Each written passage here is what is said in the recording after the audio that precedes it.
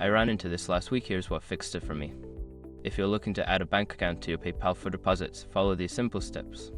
Step 1. Log into your PayPal account. Open your web browser and go to the PayPal website.